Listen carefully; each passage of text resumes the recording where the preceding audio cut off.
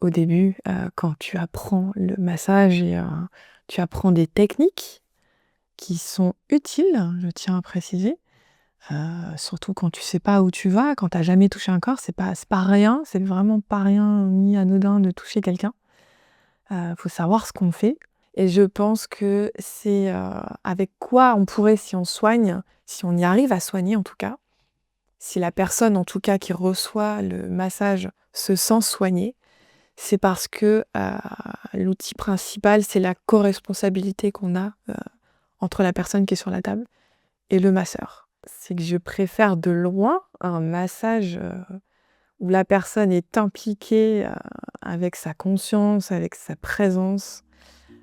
Je préfère ce type de massage qu'un massage, qui est fait techniquement parfaitement, on va dire.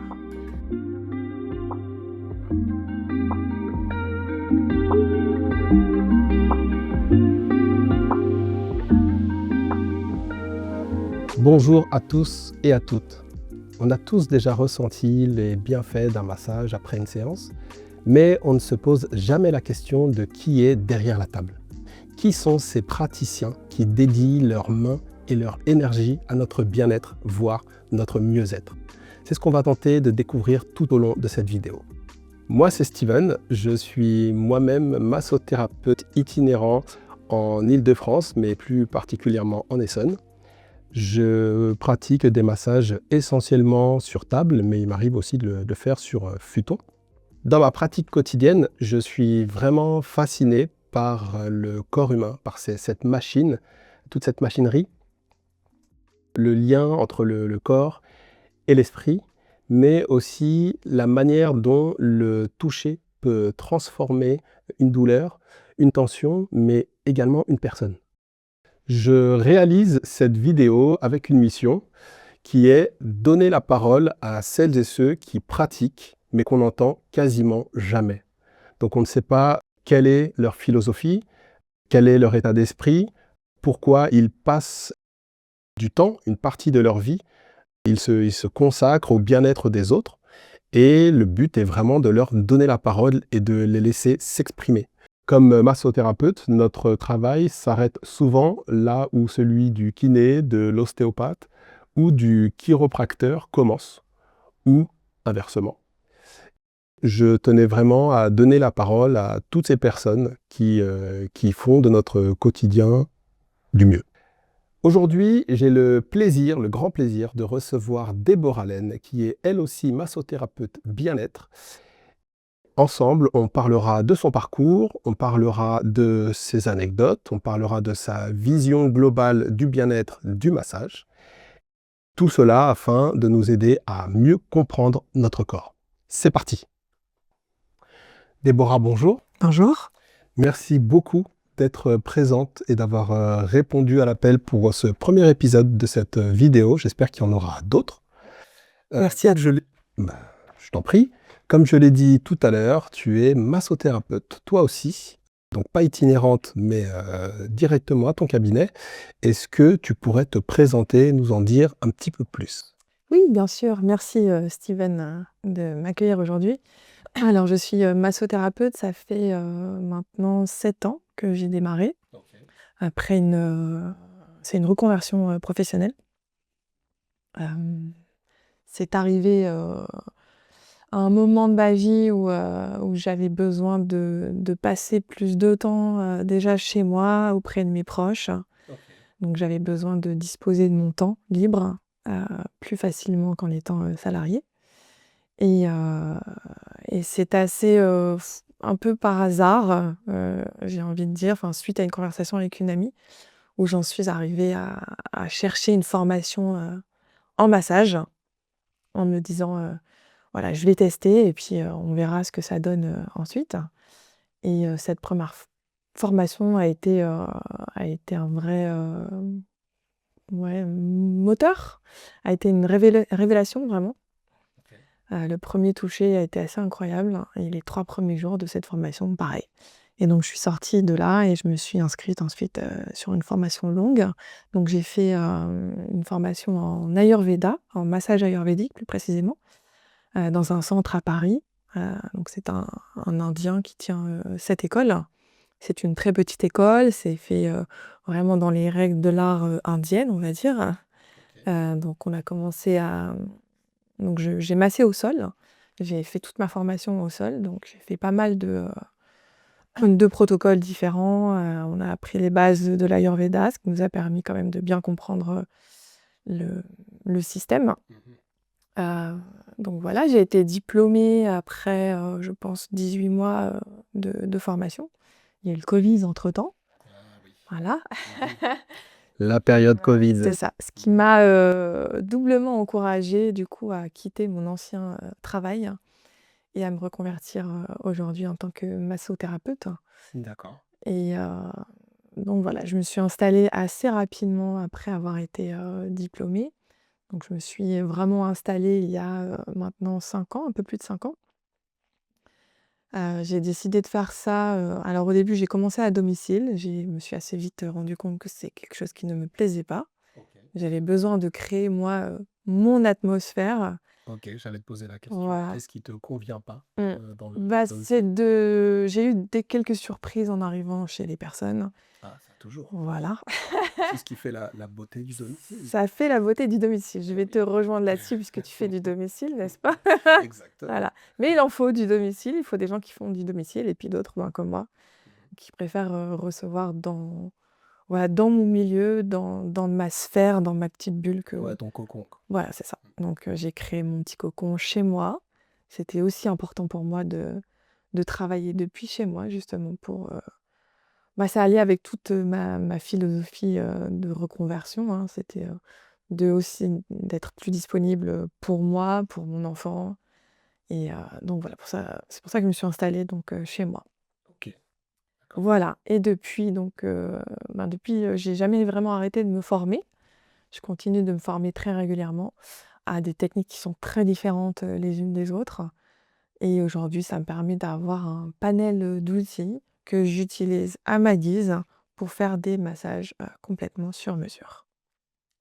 Voilà, Très beau parcours. merci. Tu as commencé à répondre à ma première question, mais je vais te demander de préciser, d'aller plus en profondeur dans ta réponse. Hem, avant de masser, avant d'être derrière la table, tu étais sur la table et donc tu nous as parlé de ce fameux massage qui a vraiment été une révélation pour toi. Est-ce que tu peux nous en dire plus? Peut-être nous expliquer quel déclic ça a déclenché, chez toi?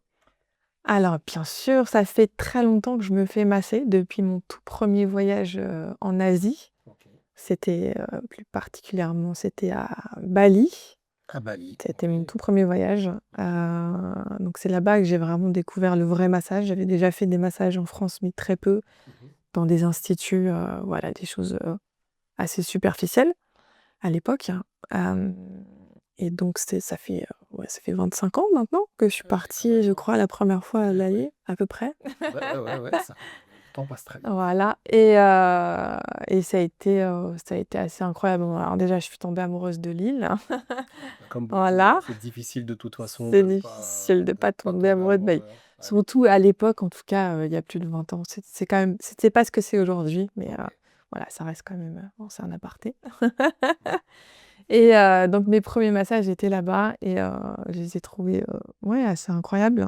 Ça me faisait énormément de bien, de sentir ce toucher. En plus, c'était dans une atmosphère, voilà, très exotique. Ah oui, c'est cadré. En péri Voilà, période de vacances, souvent c'était à la plage, enfin bon, c'était, toujours dans un cadre assez extraordinaire. OK. Donc je suis tombée amoureuse des massages, je pense, là-bas, OK. à recevoir en tout cas.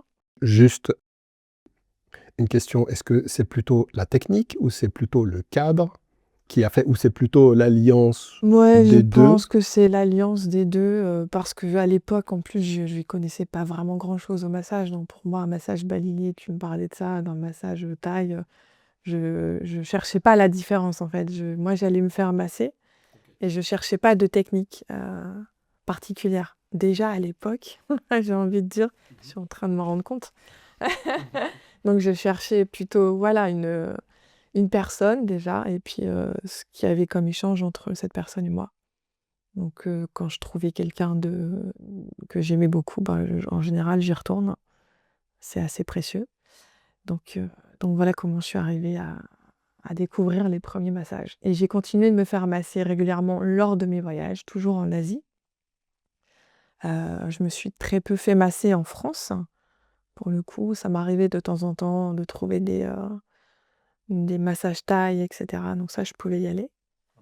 Et, et ce qui m'a aussi, pourquoi je suis arrivée en massage ayurvédique, c'est qu'à un moment assez compliqué de ma vie, j'ai fait un autre voyage à Bali. Donc c'était, je sais plus quel séjour, mais le 3e, je pense. Euh, et j'ai fait ce qu'on appelle une retraite ayurvédique dans un centre qui était tenu par une Allemande d'ailleurs, qui avait vécu en Inde pendant une dizaine d'années. Ok, si tu peux nous expliquer le principe de la retraite ayurvédique. Alors je ne connaissais absolument rien. J'ai trouvé ça, je ne sais plus comment d'ailleurs, je pense un peu au fil des recherches. J'avais besoin d'un endroit en fait où me déconnecter et me reconnecter en même temps. Donc me déconnecter de ce que j'étais en train de vivre à la maison, enfin en France, etc. Et de me reconnecter à moi-même, à mes sensations, à mes émotions, à mon corps. Donc j'avais besoin de faire une détox alimentaire aussi et d'être prise en charge. Ça, c'était impératif pour moi. C'est que je ne voulais absolument rien gérer. Je crois que j'étais un peu en bord, pas du burn-out, mais peut-être quasiment, quoi. Tu avais besoin d'une déconnexion totale. Déconnecter, voilà. Donc j'ai trouvé cette maison d'hôte, on va dire, dans le nord de Bali, dans un endroit très sauvage ou très très peu touristique. Et, donc en fait, moi, le programme m'allait bien. C'est-à-dire, il y avait découverte de plantes, beaucoup de tisanes que je ne connaissais pas. Il y avait méditation, yoga tous les jours, beaucoup de massages tous les jours. Il y avait au moins 2 soins par jour, au minimum. Donc des soins qui étaient très différents les uns des autres. Voilà, on a passé une journée en silence complet aussi. J'en ai un souvenir assez incroyable. Parce que c'est aussi, je pense, grâce à ce séjour qu'aujourd'hui je suis massothérapeute et où je me suis tournée d'abord vers l'Ayurveda parce que c'était vraiment, enfin c'est quelque chose qui m'avait bouleversée vraiment. Donc voilà. À mon retour en France, les problèmes ne se sont pas arrêtés évidemment. Il n'y a pas de magie, hein, j'en suis complètement d'accord. Ça a même été un peu plus bas et j'ai voulu retrouver en fait ce que j'avais trouvé là-bas, à Bali, pendant ce séjour. Donc j'ai cherché un centre ayurvédique à Paris pour faire soit une retraite, soit un soin que je ne connaissais pas forcément. Et donc j'ai trouvé un centre pas très très loin de chez moi, où je suis allée faire un soin, je pense, de 2 ou 3 heures, et qui m'a Ça t'a bouleversé. Qui m'a C'est le mot bouleversée. que j'allais Ouais, trouver. vraiment. Ouais. Donc j'étais dans un brouillard, j'étais vraiment dans une place très sombre à l'époque. Et ça m'a... ce soin, alors qu'on appelle le Shirodhara, c'est un filet d'huile chaude, tiède, qu'on verse en fait ici au niveau du 3e œil pendant 30 à 40 minutes, précédé d'un massage Abhyanga. Bon, déjà se mettre dans le bain, on va dire, donc déjà détendre le corps. Et ensuite, on est allé... je sais pas comment expliquer, c'est pas vraiment vider l'esprit, mais il y a une espèce de clarté mentale qui est sortie de ce soin. Et j'ai été assez subjuguée par ça. Donc voilà, en sortant, je suis allée voir une amie avec qui on a beaucoup discuté de ce qui se passait. Et elle a planté cette petite graine en moi ce jour-là, en me disant qu'elle me verrait bien un jour pratiquer moi aussi des soins, prendre soin des autres. Ok, et ça a fait son chemin. Et ça a fait son chemin et me voilà aujourd'hui Ok. devant toi. Bah, tu as vraiment un très beau parcours. Merci. Très très beau parcours et c'est vraiment intéressant d'avoir tout ton cheminement. Vraiment beau parcours. Merci. Une question. Je regardais il n'y a pas longtemps, alors c'était un podcast sur Arte, sur les bullshit jobs. On a souvent, lorsque je me suis mis en tout cas à mon compte, j'entendais souvent les personnes me parler du massage en me disant C'est un peu une voie de garage. Bon, ça veut pas dire grand-chose. Et puis, très souvent, quand on parle de massage, on arrive très rapidement sur le côté sexuel. Enfin, bon, bref, on aura peut-être le temps d'en reparler ensemble. Mais j'ai une question à te poser à ce sujet.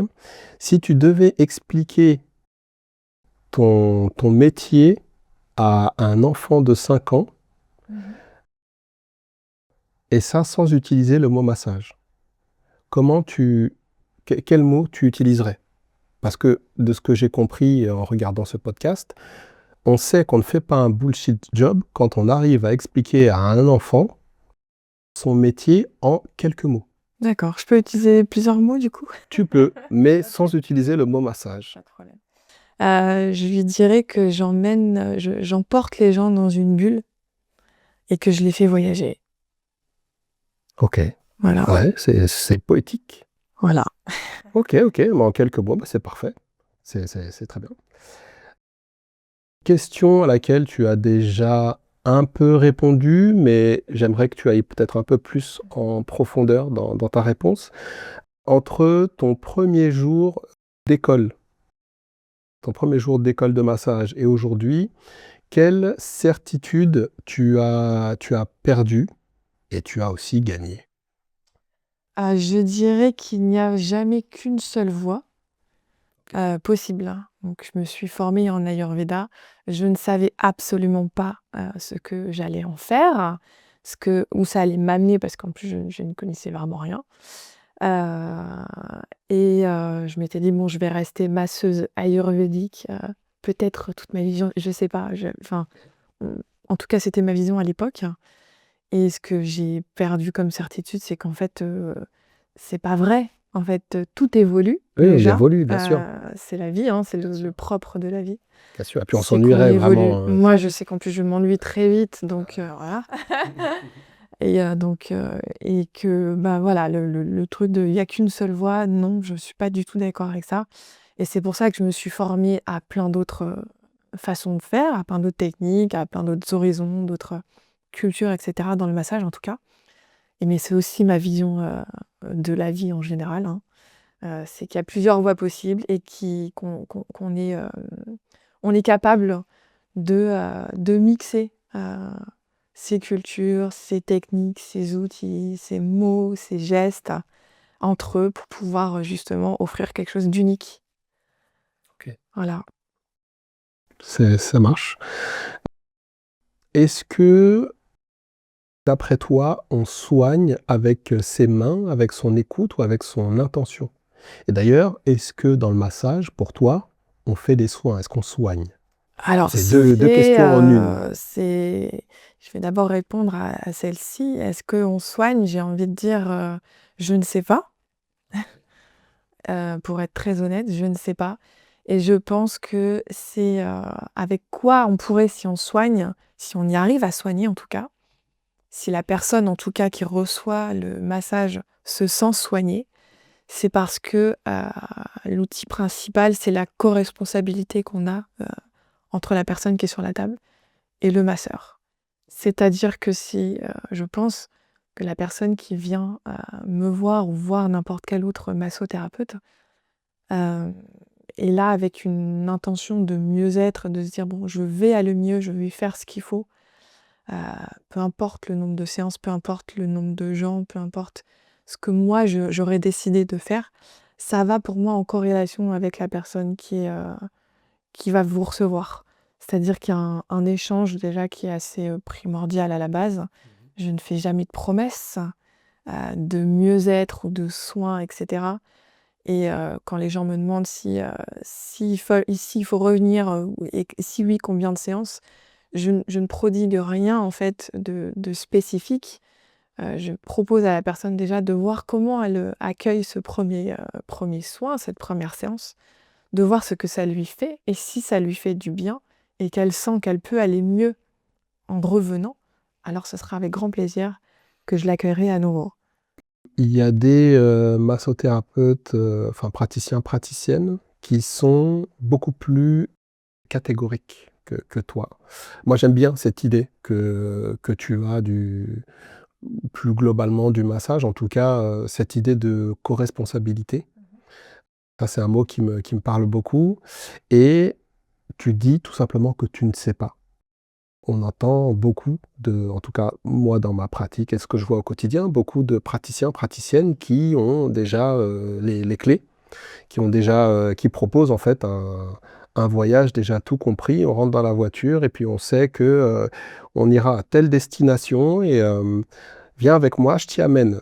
Toi, tu me dis juste, je sais pas, c'est un voyage qu'on fait à deux C'est et on ça, prend la route et exactement. on voit où ça nous mène. Voilà. Parce qu'en fait, ouais, je pense que même mais dans la vie de tous les jours, c'est comme ça aussi pour moi, hein. C'est que comme deux personnes qui se rencontrent dans la vie, en amitié, en amour, etc. Je pense que pour le massage, c'est un peu pareil. C'est deux personnes qui se rencontrent. On, on- on- on dit, on expose ce qu'on est, ce qu'on a, ce dont on a besoin, et ensuite on marche ensemble, hein. Et ça peut continuer comme ça peut aussi s'arrêter. Et encore une fois, tout évolue. Et donc la relation, je pense, entre un masseur et un massé, on va dire, elle évolue elle aussi. Donc moi, les gens qui viennent me voir et qui viennent comme ça assez régulièrement, je sais pas, plusieurs fois par mois, et qui viennent me voir 3 mois et qu'après ils viennent plus me voir parce que en fait, ils en ont plus vraiment besoin, ben, j'en suis ravie au final. Ok, moi C'est très bien. Et c'est très bien s'ils reviennent aussi. On s'entend. Mais c'est qu'il y a quelque chose qui s'est passé entre nous et je ne suis pas seule responsable. La personne qui est venue me voir est aussi entièrement responsable. On est à 100% responsables tous les deux, en fait, de ce qui se passe. Et des résultats, en tout cas. c'est ta vision du massage, j'y adhère. J'y adhère totalement. Merci beaucoup. On dit souvent que le corps n'oublie rien. Comment tes émotions se cristallisent-elles physiquement selon ton expérience? Je pense que ça peut se faire de plusieurs manières selon les personnes et je pense aussi selon ce qu'on vit, selon nos traumas, ce qu'on des petites émotions, les grosses émotions. Heu, j'ai comme image dans la tête quand tu me dis ça d'espèces de petits cristaux comme ça qui viennent, qui viennent se coller sur nos muscles, c'est la première chose qui me vient. Mais je pense que ça peut se démontrer, enfin se montrer dans notre corps de plusieurs manières, hein. Moi je pense que notamment aussi, voilà, toutes les choses qu'on n'exprime pas, qu'on ne dit pas, peuvent se transformer en tension musculaire. Enfin, voilà, la plupart des gens qu'on vient voir, c'est quand même beaucoup du stress. Le stress, voilà, les muscles se tendent et cetera. Donc c'est une manière en tout cas, que les émotions ont, de se cristalliser dans le corps. Mais je pense aussi aux maladies. Je pense que c'est une autre manière, voilà, des maladies peut-être un peu plus installées, heu, pas forcément plus faciles à soigner, mais voilà, je pense, selon mon expérience en tout cas, quand j'ai mal quelque part, j'essaye aussi d'aller voir, le côté, émotionnel derrière ces douleurs physiques. Alors, la question, c'était plus tes émotions. Là, tu m'as dit les émotions en général. Toi, au niveau de tes émotions. D'ailleurs, est-ce que tu penses que tes émotions se cristallisent Bah, oui, oui, parce que au quand je niveau parle physique? des émotions, je parle aussi des miennes, je m'inclus dedans. Je m'inclus dedans. C'est des choses que j'expérimente, Ok, donc voilà. ça marche. Comment tu fais la différence entre une tension que tu peux traiter et une pathologie qui nécessiterait d'aller chez l'ostéopathe, le chiropracteur ou le kiné?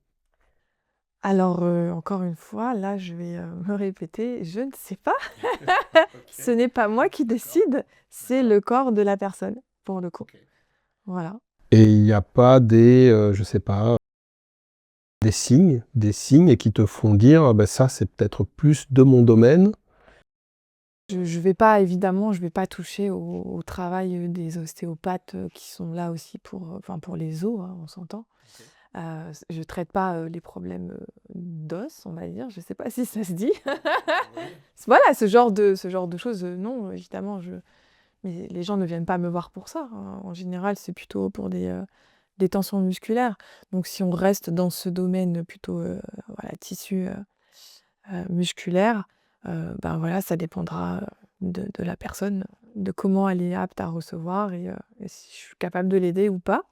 Et c'est elle qui décidera, c'est elle et son corps, en tout cas. Ok. Et puis ben, notre interaction. Ça marche. Quelle est la structure en ce moment? Et quand je parle de structure, je veux dire par là que ce soit au niveau des fascias, que ce soit au niveau des muscles, au niveau du système lymphatique ou autre. Quel est, quel élément tu travailles le plus en ce moment et celui qui te fascine le plus? Ce que je travaille le plus en ce moment, entre ce que tu m'as cité, c'est les muscles. Voilà. Quel muscle en particulier? Est-ce qu'il y a on va dire des tensions qui reviennent au même endroit? Oui, ah bah, Généralement, le là en dos. ce moment c'est dos, mais plus particulièrement le haut du dos. Oui. Donc tout ce qui est Trapèze, rhomboïde. trapèze, rhomboïde, voilà, au niveau des cervicales, ça peut monter jusqu'à la base du crâne. C'est le souci du moment. À un moment donné, c'était le bas du dos, là on est remonté. Voilà. D'accord. Plutôt Je sais pas région pourquoi. lombaire. Avant, c'était plutôt ça. Là, depuis quelque temps, c'est plutôt monté. Voilà, mais je travaille énormément. Je fais beaucoup, beaucoup de musculaire en ce moment. Les fascias aussi. C'est moins quand même, pour l'instant. Je sais pas, peut-être que je suis encore trop novice dans les fascias, je sais pas. Peut-être que j'ai besoin d'aller plus loin. Je les travaille. J'ai aussi suivi une petite formation, mais je pense, voilà, on peut toujours s'améliorer, hein, on s'entend. Mais voilà, je suis gros, on va dire, ouais, c'est plutôt le muscle aujourd'hui. Je dis, quand tu dis que tu es un peu, peut-être, novice, j'ai tendance à dire, non pour le coup, autant que vous le sachiez, tu m'as massé.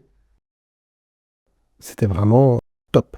Vraiment, j'ai pas senti, des mains de novice. Vraiment parfait. Non, je pense Parfait. qu'il y a des petites techniques dans lesquelles je suis encore novice. C'est plutôt ça que je voulais préciser. Mais non, je suis pas novice en massage, Oui, clairement. oui, bien sûr.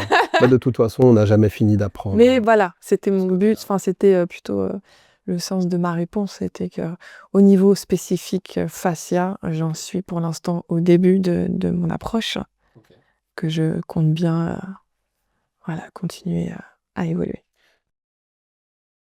Tu m'as dit plutôt massage musculaire en ce moment, donc qui dit musculaire, bon, il y a pas que ça, mais généralement, c'est du deep tissue qu'on fait. Ouais, beaucoup de deep tissue. Beaucoup de deep tissue, global, spécifique? Je travaille quasiment que en spécifique. Qu'en spécifique, OK.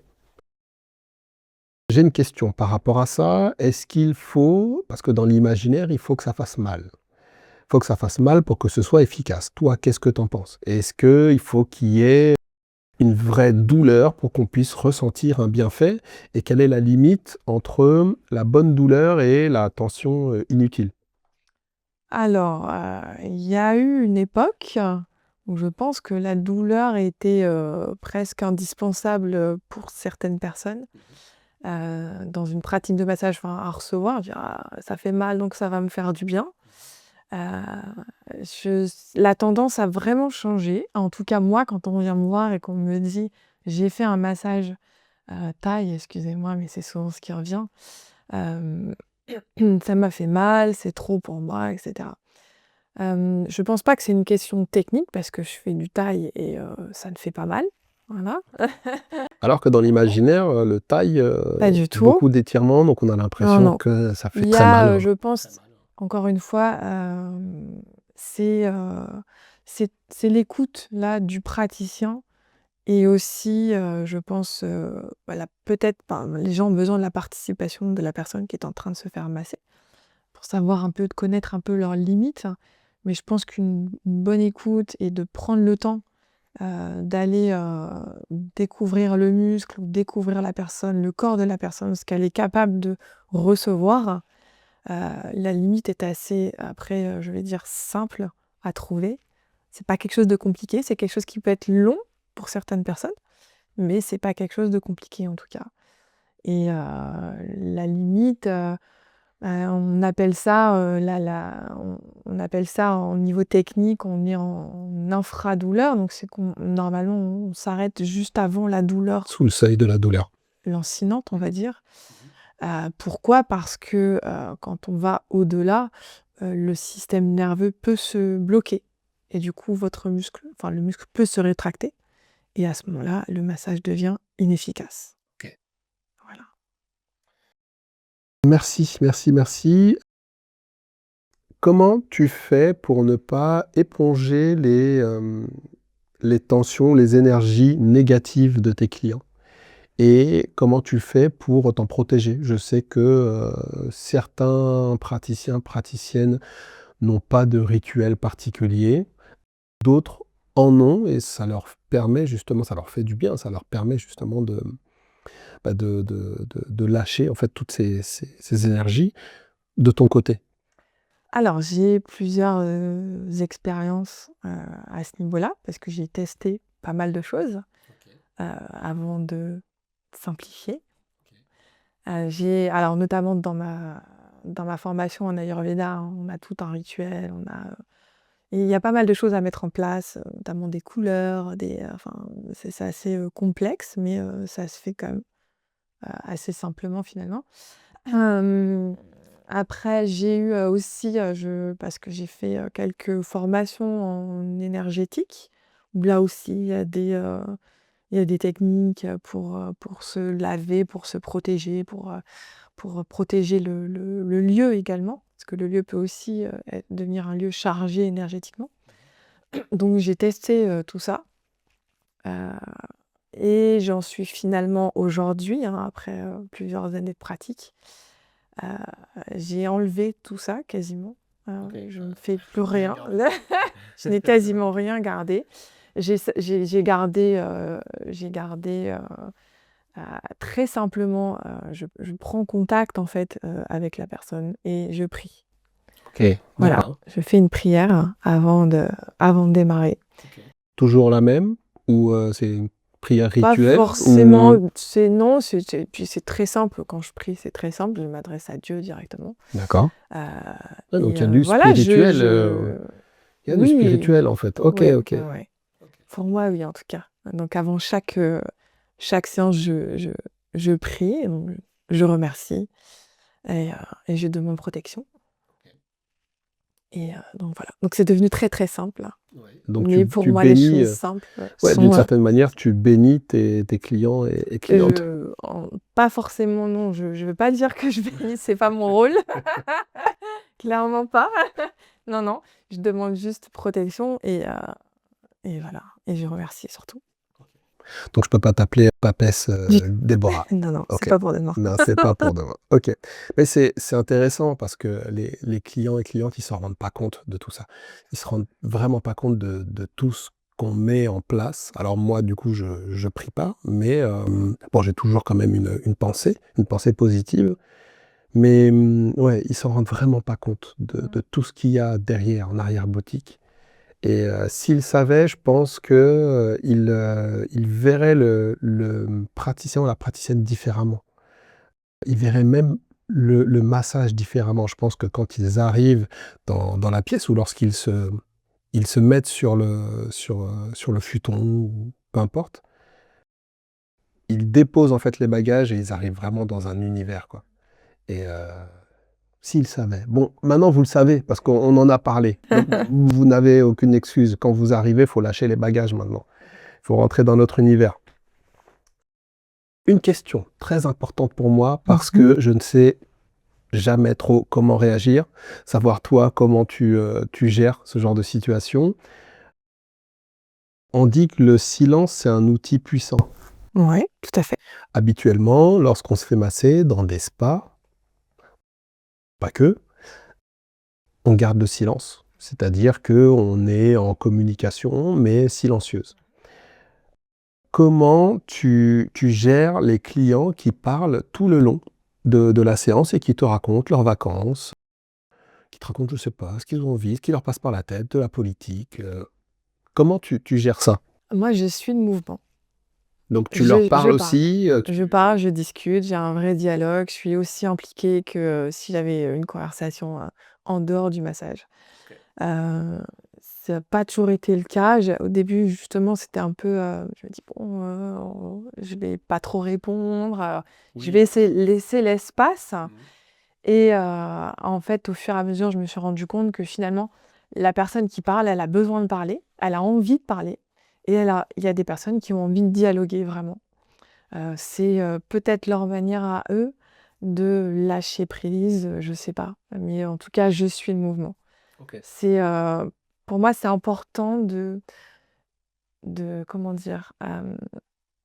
De s'adapter à la personne, qui vient.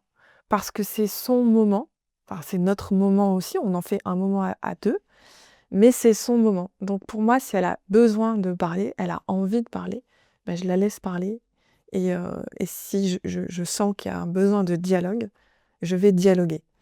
Ok. Voilà. Je fais des tests, ça m'arrive de tester, de me dire: «Bon, là, je vais répondre simplement, presque par quelque chose de fermé, pour qu'il y ait pas d'autres questions derrière». Et là, je vois ce qui se passe. Est-ce que la personne revient ou pas? Parfois, ça s'arrête et parfois, ça revient. Donc je recommence donc voilà. Je suis complètement le mouvement. Je tiens quand même à préciser que c'est assez rare, les personnes qui parlent tout le temps et qui parlent beaucoup. Pour moi, en Oui, tout cas, oui, hein, alors c'est vrai dans que ma pratique, hein. C'est pas une personne sur 10, hein, c'est, peut-être une personne sur 30, ou 20, je sais pas, mais c'est pas non plus quelque chose de très, très courant. ah ouais, moi j'aurais dit une personne sur 10. Bon alors après, tout dépend des clients, clientes, hein. C'est ça. Mais ok. Et quel est le plus beau compliment ou le retour le plus surprenant qu'un client t'ait fait juste après une séance? En tout cas, qui t'ait marqué?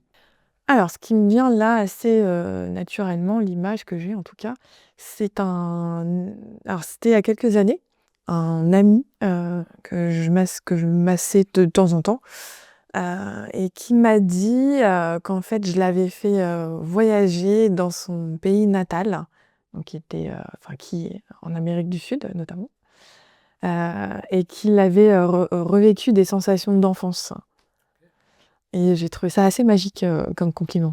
Ok. C'était assez incroyable. Est-ce que tu en as un autre ou un autre qui t'a marqué? Ou est-ce que d'ailleurs, globalement, est-ce que ça te marque ou est-ce que tu as tendance, lorsque tu as terminé la séance, à vider un peu ton esprit et peu importe les compliments ou même les retours négatifs, à les évacuer et à passer à un autre client? Ce qui se passe, j'ai appris, alors ça, c'est des choses, enfin, en tout cas, que moi, j'ai apprises au fur et à mesure du temps. Évidemment qu'au début, quand tu commences à masser, tous tes retours, positifs, voilà, Ah oui, bien te sûr, flattent, bien sûr. c'est normal. On a tous besoin de ça, on a besoin de reconnaissance, surtout quand on commence un nouveau métier, comme le nôtre, j'ai envie de dire, peut-être, des fois encore plus, hein, je sais pas. Donc c'est très, très flatteur. Donc on ressort vraiment revigoré et cetera et mais bon, au fur et à mesure des années et de pratique, je me rends compte que, une fois la personne, partie du cabinet, voilà, moi j'ai tendance à maintenant complètement passer à autre chose parce que j'ai eu aussi des expériences, alors pas forcément, négatives, mais assez puissantes, émotionnellement pour moi. S'il y a des choses parfois que j'arrive à capter chez d'autres personnes qui m'impactent, donc que j'arrive à évacuer assez rapidement. Mais du coup, voilà, j'ai pris aujourd'hui pour habitude et je pense que c'est venu vraiment naturellement. C'est pas quelque chose que je fais, en me disant: «Tiens, il faut que je le fasse, il faut que Mmh, là, bien je sûr. coupe énergétiquement quelque chose, il faut que je pense plus à ni à la personne, ni à ce qu'elle m'a dit» et cetera. C'est Ouais, pas c'est un vraiment ça. ressenti, C'est juste un ressenti, c'est quelque chose que j'ai commencé à faire assez naturellement. Parce que je pense qu'on peut très vite se laisser envahir par, les émotions et les énergies des autres. Donc, heu, donc voilà. OK. Merci pour ta réponse. Là, on arrive sur une question taboue. Quand je dis tabou, c'est que vraiment là, c'est la chose dont on ne parle quasiment jamais, à savoir la réalité de notre métier. Là, on est vraiment, qu'est-ce qui se passe à la cave? Voilà, donc la maison est bien rangée, mais il s'est qu'est-ce qui se passe en fait, en réalité, une fois qu'on va fouiller? Toi, pour toi, quelle est la chose qu'on n'ose jamais dire sur la réalité du métier au quotidien? Que ce soit Que ce soit la fatigue, que ce soit la solitude. Quand je dis la solitude, c'est la solitude du libéral, parce que finalement, on travaille seul ou autre. Qu'est-ce que tu peux m'en dire? Alors je dirais, je sais pas si c'est spécifique à notre métier de massothérapeute, mais je vais plutôt parler en tant qu'auto-entrepreneur, libéral et cetera. Je pense que c'est, la peur du lendemain, l'insécurité, financière Ok. qu'il y a derrière ce genre de reconversion ou de métier. C'est qu'on sait pas vraiment où on va. Ça peut très bien fonctionner aujourd'hui, demain ça peut s'arrêter. Il peut se passer n'importe quoi, enfin on le voit en tout cas en ce moment, hein, je crois que le prix à la pompe, fait peur à plus d'une personne. Et nos métiers sont impactés, les premiers, j'ai envie de dire. Malgré le climat anxiogène, c'est vrai que la réalité financière, elle rattrape beaucoup de monde. Donc je pense que, ouais, cette instabilité, heu, pour moi, c'est ça qui, aujourd'hui en tout cas, m'accapare le plus. D'accord. Là, on est plutôt cadré sur les entrepreneurs, Ouais. ou du moins sur la réalité des entrepreneurs. Je pense pas qu'on soit les seuls Non, clairement à pas, avoir cette bien sûr, réalité-là. bien sûr. Est-ce que tu aurais un axe focalisé sur le massage ou pas du tout? Ou alors c'est vraiment, il y a que Non, il y a ça pas qui que ça, te... mais je pense qu'il y a aussi parfois mmh, de ma part, hein, quand je sens que je tombe malade, par exemple, ou que je me fais mal, et que ça m'empêche de travailler. Ça, c'est quelque chose ouais, qui peut être aussi, assez anxiogène parce que, ben, voilà, aujourd'hui, demain, moi, je m'arrête, il y a personne qui me remplace. Ça, c'est sûr. Il y a personne qui va payer mon loyer à ma place. Ah, c'est sûr, c'est sûr. Donc ouais, c'est plutôt au niveau, physique, je sais pas si on peut parler de fatigue, mais en tout cas ouais, soit de maladie physique qui moi, aujourd'hui, en tout cas, m'empêche de travailler, hein. J'ai un rhume, je travaille pas, clairement. C'est pas forcément facile à dire à ses clients: «Je suis désolée, je dois annuler, je me suis fait mal» ou «Je suis malade». Mais c'est des réalités, qui sont là et voilà, ça se passait pas dans mon ancien métier. J'étais malade, je me faisais mal, j'allais travailler, j'étais payée, tout allait bien. Bien, bien sûr. Voilà. Là, aujourd'hui, en tout cas, le physique, mon corps est très important.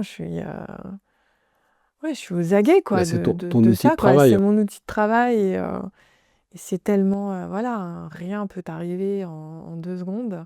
Je veux dire, une fois, je me suis, très bêtement, brûlé, toute la paume de la main Bravo! en cuisinant. Bravo. Ça m'a empêchée de travailler, donc voilà, les petits trucs comme ça, les petits bobos qui peuvent paraître assez, anodins pour pas mal de gens, peuvent devenir très problématiques dans notre Ouais. métier Ouais, et c'est en vite plus, on handicapant. parle de mains, enfin, c'était quand même pas anodin pour le coup, Ouais, bien sûr, oui, bien sûr. Non, c'est voilà. très vite Qu'est-ce qui se handicapant. cachait émotionnellement derrière ça? Je ne sais pas. Ouais, bien sûr, bien sûr. Pour ma part, j'allais dire la chose qu'on ne dit jamais sur la réalité. Alors, la réalité de notre métier, je ne sais pas, je vais parler de ma pratique. C'est que les personnes qui viennent se faire masser pensent la plupart du temps que je donne de ma personne pour leur faire du bien. En se disant, eh bien, c'est certainement quelqu'un de bien parce que, il prend son temps pour me faire du bien et pour m'apporter le bien-être. Or, comme je pense beaucoup de praticiens et praticiennes, moi, je masse. Alors, c'est très égoïste de dire ça, c'est vrai, mais on le dit jamais. Je masse d'abord pour moi. Je masse pour moi Mmh. parce que ça me fait du bien de masser les autres. Et c'est d'abord une démarche personnelle, intime.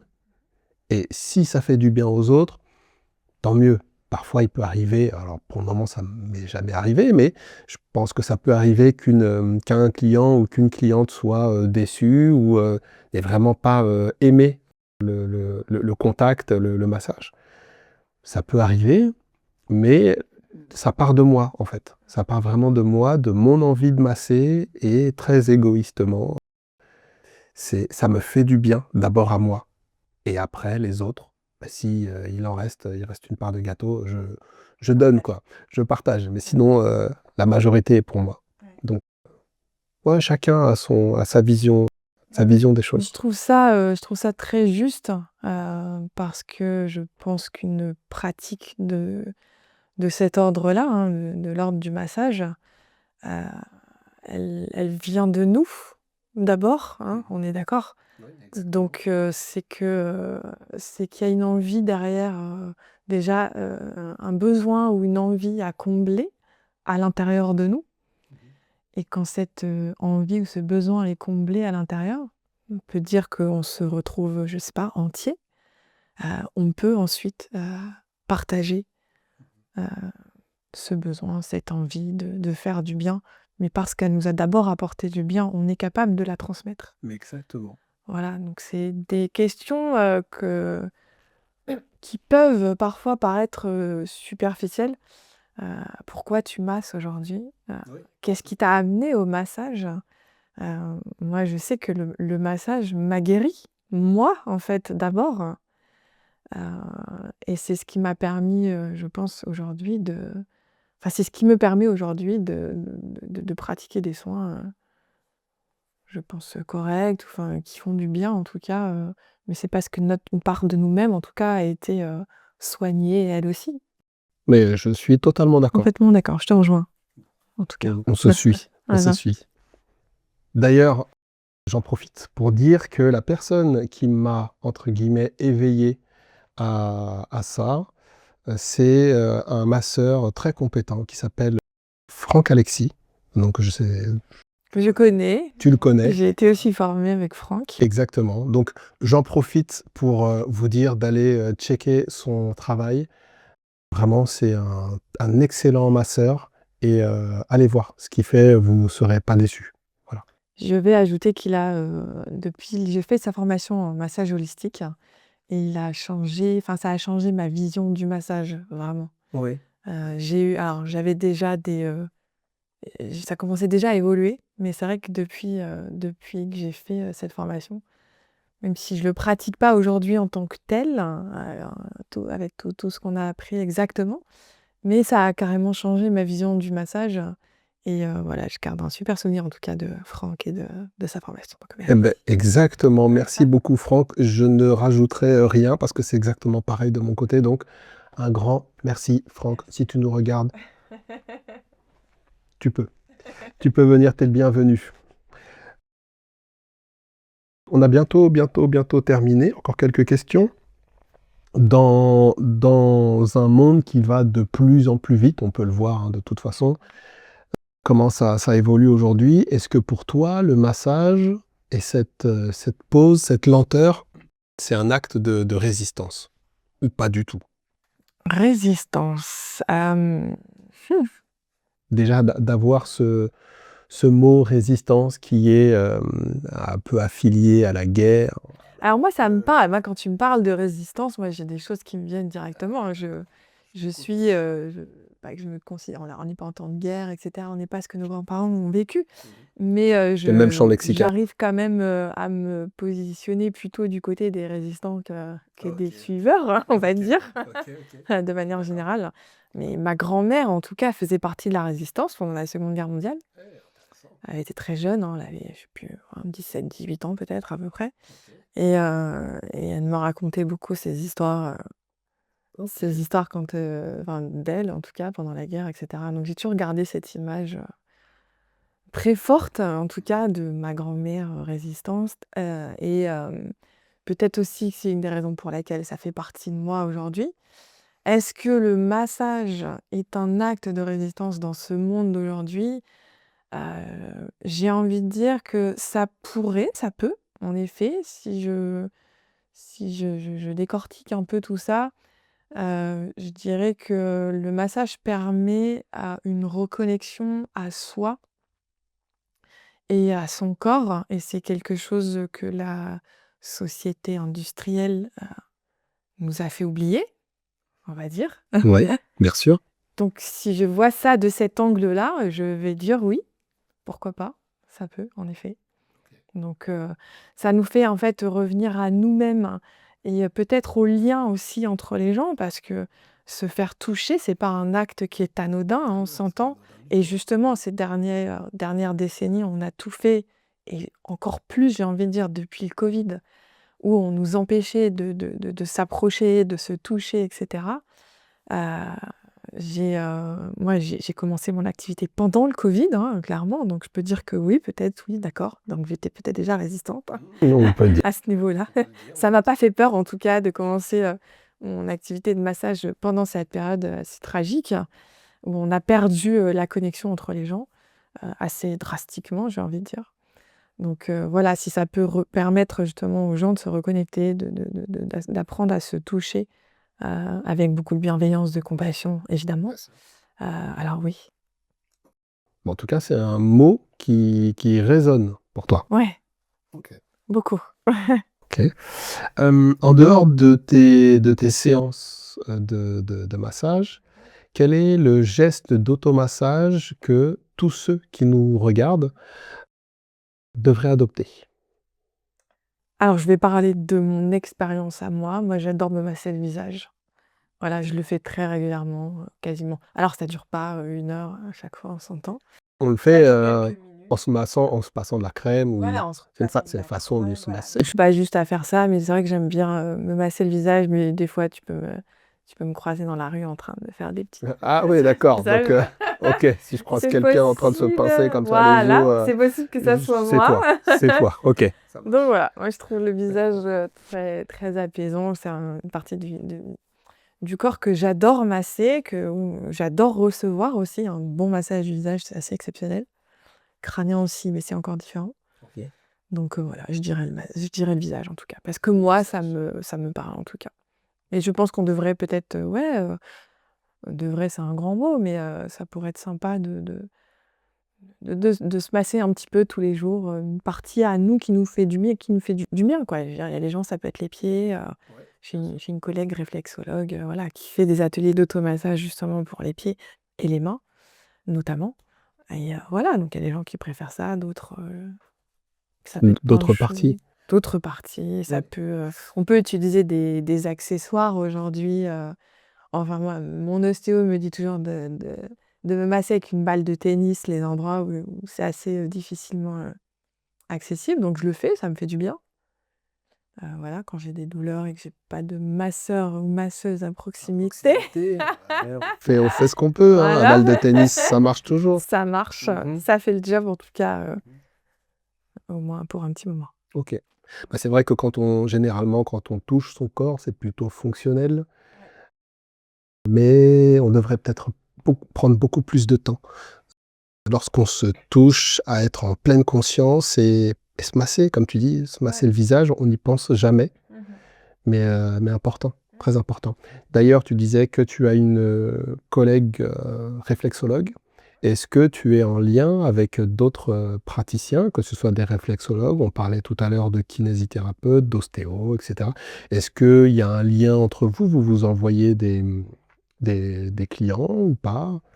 Alors Comment ça notamment, moi s'articule? je sais que si j'ai des demandes en réflexologie, je vais pas les faire. J'ai une petite formation, en réflexologie ayurvédique que je ne pratique pas aujourd'hui. C'est pas quelque chose qui m'intéresse, plus particulièrement, donc j'envoie, si j'ai des demandes vers des collègues, en effet, et voilà, je travaille aussi avec, ostéopathe, kiné, je connais pas forcément, mais je pense que rien n'est limitant en tout cas, je veux dire, c'est pas parce qu'on va voir un ostéopathe qu'il faut pas aller voir un masseur, et vice versa. Les pratiques se complètent. Encore une fois, il y a pas qu'une voie. Donc voilà. Ça marche. Une question pour l'avenir de la massothérapie. Comment tu vois l'évolution dans 10 ans déjà? Si tu peux faire un constat rapide aujourd'hui, selon ta pratique, et comment tu vois la massothérapie globale dans 10 ans? Le constat global, alors c'est que, j'ai l'impression qu'il y a beaucoup de plus en plus de masseurs qui s'installent, masseurs, masseuses. Et d'ailleurs, excuse-moi, je te coupe, mais j'ajouterais que L'autre fois, j'étais dans un magasin, c'était bon, bref, où ils vendaient, tu sais, des outils de massage avec, je sais plus comment ça s'appelle, des pistolets pour pouvoir se masser. Ça fait énormément de bien, c'est vrai. Bon, ça remplace pas un masseur ou une masseuse, qu'on soit d'accord. Mais toi, qu'est-ce que tu en penses en fait de l'avenir? Incluant tous ces outils. Alors moi, je pense qu'il y a des choses qui sont pas inutiles. En tout cas, enfin, pistolet, masseur, j'ai déjà eu recours, ça m'a fait beaucoup de bien. La balle de tennis en est un autre. Hem, c'est pas, c'est quelque chose qui peut être pratique au quotidien quand on n'a pas justement de masseur, sous la main ou masseuse. Ça peut dépanner, ça peut soulager, heu, voilà, donc ça m'arrive d'utiliser ce genre d'outils.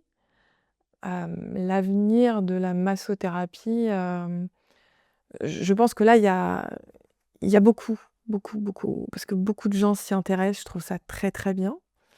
Heu, je ne sais pas si ça durera. Je pense que c'est un effet, pas un effet de mode, mais les gens ont vraiment envie d'aller mieux et ont envie de procurer ce bien-être, ont envie de prendre soin des autres et cetera. Je trouve ça très, très bien. Peut-être qu'à un moment donné, il y aura un affaiblissement et que ça va se resserrer un petit peu, en tout cas au niveau, humain. Je sais qu'il existe maintenant des machines, faites par l'IA ou je sais pas exactement, je m'y connais pas trop, mais j'en ai entendu parler. OK. Des machines, des robots, masseurs. Ça. Je pense que ça peut faire l'effet d'une mode, pourquoi pas? Je pense que ça peut fonctionner chez des personnes, voilà, peut-être riches, parce qu'à mon avis, ça doit coûter assez cher, hein. C'est cher, En bien tout cas sûr. pour l'instant. C'est pas accessible à toutes les Mais bourses. je pense pas que c'est quelque chose qui durera, éternellement. Je pense que le retour à pas le retour, ben, c'est juste l'humain. Enfin, rien ne remplace l'humain pour moi, en tout cas, quand on parle de toucher et de conscience, de présence, parce qu'on n'a pas énormément parlé, mais c'est pas qu'une technique, hein, le massage, on n'est pas en train de dérouler, ce qu'on a appris en séance, en entretien, enfin peu importe, en formation. C'est qu'il y a une écoute du corps, il y a une présence qui doit être, là, qui est importante pour moi, une conscience et ça une machine, ne remplacera jamais l'humain quoi, ne remplacera jamais une âme, une conscience. Exactement. D'ailleurs, on pourra, bah, clôturer non, mais avant les quelques questions, rituelles. Donc, pour celles et ceux qui ne savent pas, les questions rituelles qui sont, très rapides, c'est-à-dire ça va être presque du tac au tac, quoi. Il y en a pas beaucoup, hein, il y en a que 3, mais il va falloir être assez rapide, pas trop développé, c'est vraiment, ce qui te vient. Avant de passer à ces questions-là, une dernière, bah, quelle est toi ta vision du massage? Comment tu le vois? Comment tu abordes ça avec tes clients?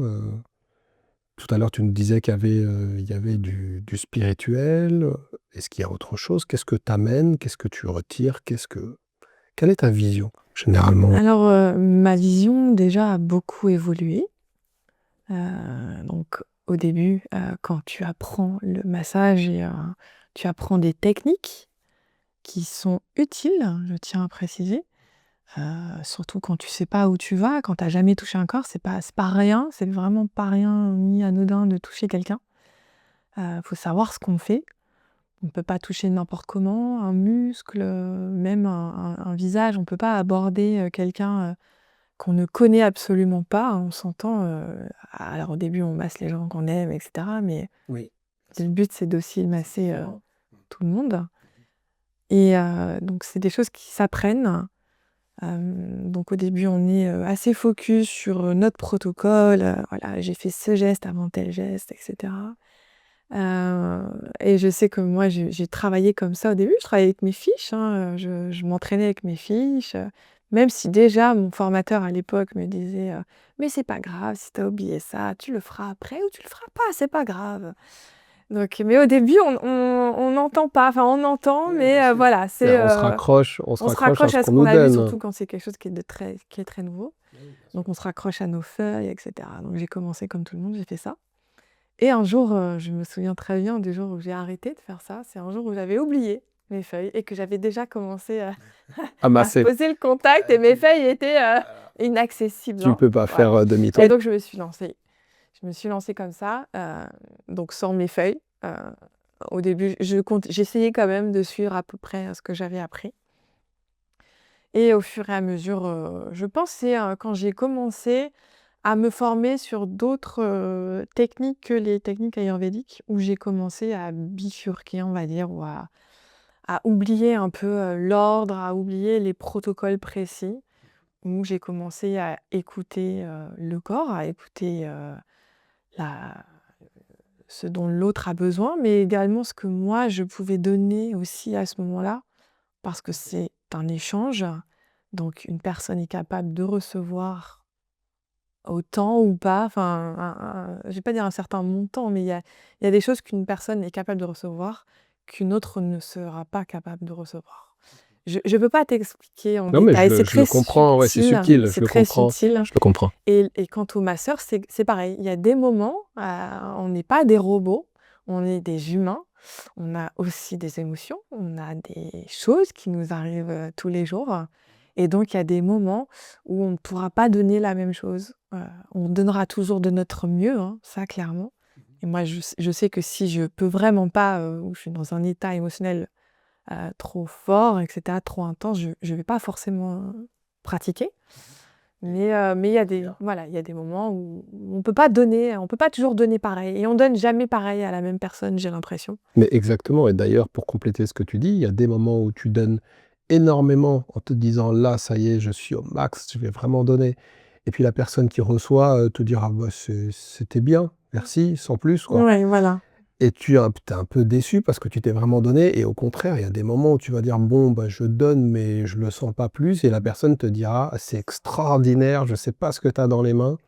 Et là, tu te dis: «Bon, en fait, ça dépend vraiment pas de moi, en fait», ou très peu, en fait. C'est l'interaction C'est entre les 2, l'interaction, ouais, vraiment. C'est la connexion entre 2 personnes et c'est pas parce que tu donnes tout ce que tu sais, toutes tes techniques, tous tes gestes que ton massage, il sera meilleur. exactement. Vraiment pas. Moi, j'ai fait l'expérience de je suis très exigeante, enfin très difficile en massage, en tout cas en tant qu'aujourd'hui, réceptrice, on va dire. C'est que je préfère de loin un massage, où la personne est impliquée, avec sa conscience, avec sa présence. Je préfère ce type de massage qu'un massage, qui est fait techniquement parfaitement, on va dire. OK. J'ai eu l'expérience de personnes qui sont venues masser avec une technique extraordinaire, franchement rien à dire. 10 sur 10 au niveau de la technique, mais qui manquait pour moi de chaleur, de présence, de il y avait pas j'avais pas ressenti cette connexion. Connexion, ouais. Il y avait, je sais pas, c'était froid en fait. Et donc j'en suis ressortie, déçue du coup, même si techniquement c'était incroyable. C'est incroyable. Voilà. Et d'autres personnes, qui m'ont massée, qui avaient pas forcément beaucoup d'expérience, mais qui avaient une implication très forte et ça a été des moments, incroyables. OK. Voilà. Bon, bah, merci beaucoup pour ce partage. Je pense que c'est important d'avoir, ton avis, d'avoir ce genre de retour, parce qu'on l'entend nulle part, finalement. Enfin, entre collègues, on se le dit, on le sait, mais je pense que la majorité des personnes qui viennent se faire masser n'en ont strictement pas conscience. Donc, très important. Merci pour ce retour. Avec plaisir. On passe, aux questions rituelles, il y en a que 3. Donc, OK. ça va très, très vite. Si tu pouvais dire, une seule chose à tous les gens qui souffrent, du dos, du stress, ce serait quoi? Écoutez-vous et faites-vous du bien, OK. parce que ça va empirer. Ah ouais, d'accord. Sinon Au dé sinon ça empirera. OK, d'accord, parce qu'au départ, ça Voilà. partait bien, et puis après, parce que ça va empirer. Avec le petit sourire. C'est ça. Quel est l'outil ou le complément indispensable à ta pratique? Une huile en particulier, une musique en particulier? Un silence? Moi, j'aime beaucoup la musique. J'ai j'aime ça déjà de manière générale, dans ma vie, quotidienne. J'ai tout le temps un fond de musique. Une musique en particulier ou? Là, pendant les massages, oui, alors j'ai plein de playlists, je change, j'ai mes moments. Là, je suis de retour à mes toutes premières playlists, donc mais j'aime beaucoup varier, il y a des musiques de partout, du monde entier, moi, la musique, j'aime ça. Donc, c'est rare que je fasse des séances sans musique. Ça m'est arrivé, très différent, mais voilà, Donc la musique, la musique. ça marche. Qui je devrais interviewer juste après toi? Si tu Toi, devrais voir. Moi, oui, mais moi je présente. je pense qu'il Donc, faudrait t'interviewer. oh, Tu as probablement de grandes choses à dire aussi. ah oui, je pense. Bah, si tu te sens de faire l'interview, Pourquoi pas, oui. pourquoi pas? Ok, bon, bah, avec plaisir, avec grand plaisir. Sinon, je dirais, voilà, mis à part toi, je sais pas, quelqu'un qui te touche, peut-être, ou qui a une vision complètement différente, peut-être, tu vois, du massage, qui est plutôt, je sais pas, plutôt très technique, plutôt. Et toi, tu as une recommandation à me faire? Non, je pense à personne en particulier, ou alors une technique, ou peut-être ma réflexologue, voilà, ma collègue réflexologue peut-être. Qui fait carrément autre chose.